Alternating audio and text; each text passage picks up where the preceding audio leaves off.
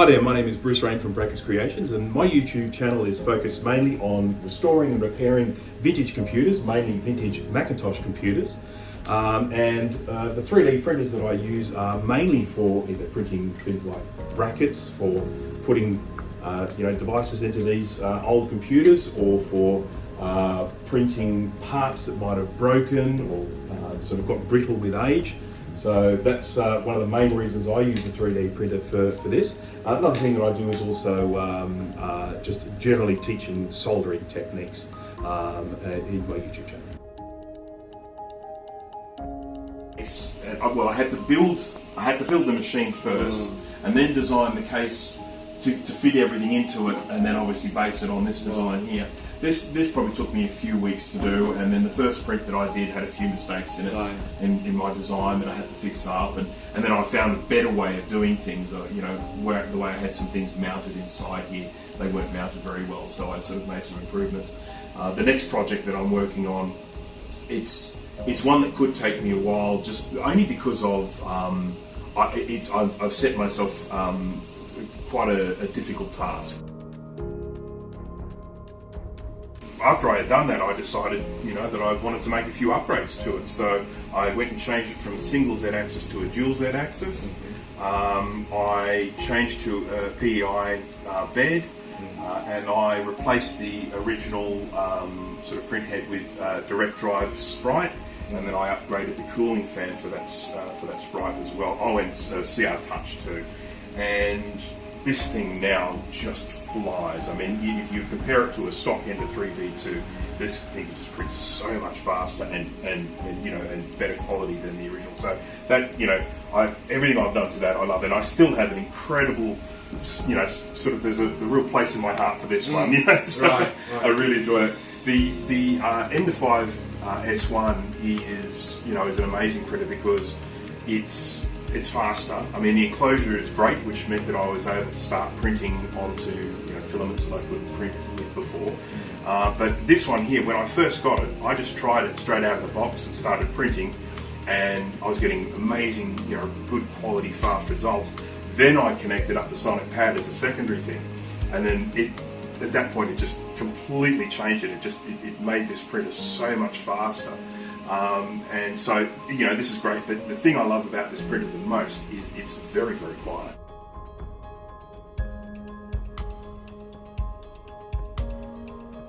So most of the people that a lot of the people that are into this, there are quite a lot of Facebook groups for these, and so a lot of them are actually members of those Facebook groups, and so I see a lot of names that I recognise because they're on a lot of these same groups. So you're also active on those groups? Yeah, absolutely. So I'm just regularly posting stuff because you'll end up with someone who might say, "Oh, I've got this particular computer and it's doing this. Can someone help?" And I'll usually jump on, and if it's a problem that I'm familiar with, help them out. Yeah. That was actually something that I was actually going to bring that up on my own, actually. So, because that to me is kind of like the next big thing with this stuff, because it's all very well to sit there with a ruler and sort of calipers and stuff and measuring these things, but if you're trying to recreate something from scratch, obviously the idea of being able to scan something that's why I mentioned how did you do that duplicated one with that one. I did this with you doing with the ruler and calipers. Wow. And yes. The big difference is that when you're doing it by ruler, it takes lots of goes at it. You'll do a version of it and you'll print it, and then you compare it and it's not quite right, and you go in and make some changes, and then so it's a slow and difficult way of doing it. There's no doubt about it. I mean, I think scanning and then 3D printing, that's the full circle, isn't it? It's not just a matter of printing something out, it's being able to take something, turn it into a 3D object, and then print it out. It's almost like a three-dimensional photocopy. And the interesting thing that I have found about it is I've had people that I've known through the vintage computer side of things, like I've maybe done some repairs for them, and then I've spoken to them about 3D printing, and then all of a sudden they're madly into 3D printing as well. And I had no idea. This is someone I'd had contact with, but once you actually start doing 3D printing and you start speaking to these people, you find out there are these other 3D printer enthusiasts out there.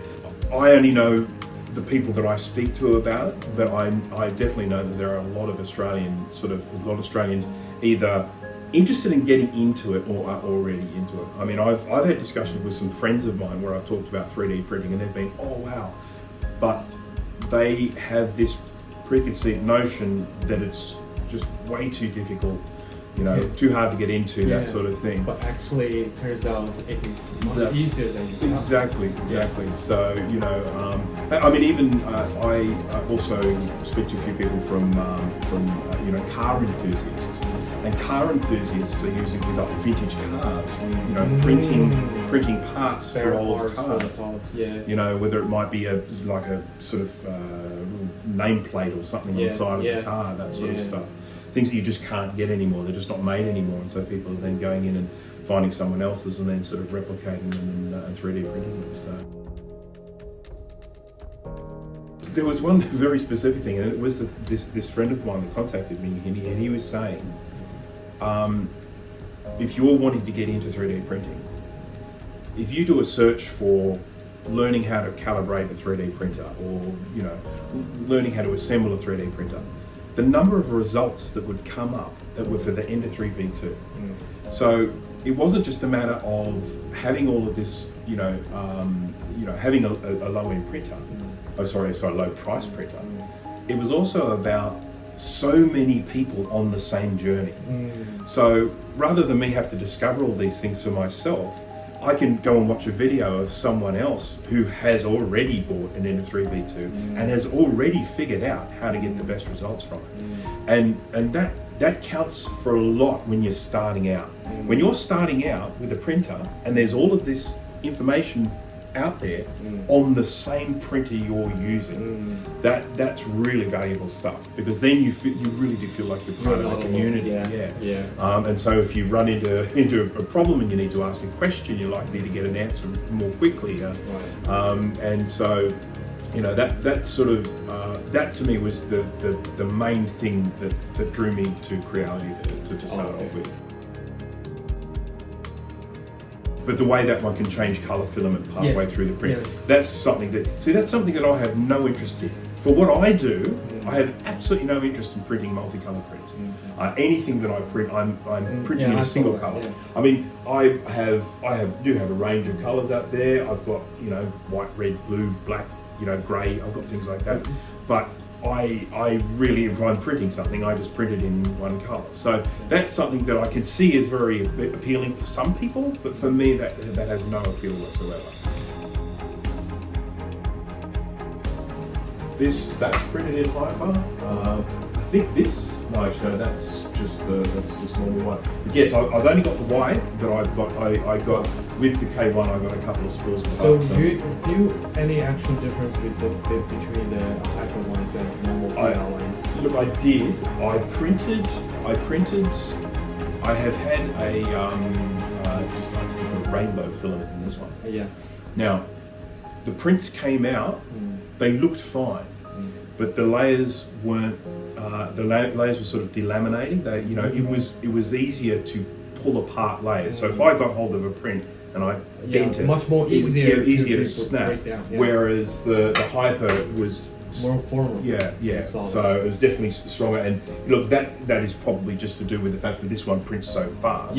Because I don't, I don't have. I'm sure if I slowed this printer down, I wouldn't have that issue. But I definitely have found that you get a stronger or more robust print out of this one, out of the K1, with using the Hyper. For sure. The one thing I would say about 3D printing is, there are a lot of people that just download stuff and print them, and that's fine. That's good fun. That's a lot of fun in 3D printing, but you really you really get to take full advantage of the 3D printing experience when you start making things yourself, when you start designing your own stuff. Yeah. And I feel like that's, that is when you really get to take it to a whole different level. And as I say, just using it for repairing things or improving things. I mean, I had a tool in my workshop where a little piece of plastic snapped off, and when I looked at it, it was like really flimsy the way it was made. And so I was able to redesign it, make the new one much stronger. So not only did I replace a broken piece, but the new piece I've got in there is never going to break because I made it stronger. So I definitely think that I would encourage anyone who has only done printing other people's designs. I would encourage anyone out there to get into the design side of it, creating your own models, because that is so much fun and so rewarding. The Creality Cloud, of course, part of that is, you can upload stuff and you can slice it. You can actually slice it in the cloud and then send it from the cloud down to the printer. Now, because I've just stuck to my original workflow. So I've gone in and I've had a look on there, and I've had a look at some of the models and stuff like that. And I have used it because it records the videos of this one printing. So I've used it to actually retrieve videos of, like the time-lapse videos of the table printing. So I've actually used it for that, but I haven't used it to its full capability. It is actually one of the things that I'm planning to do a video on.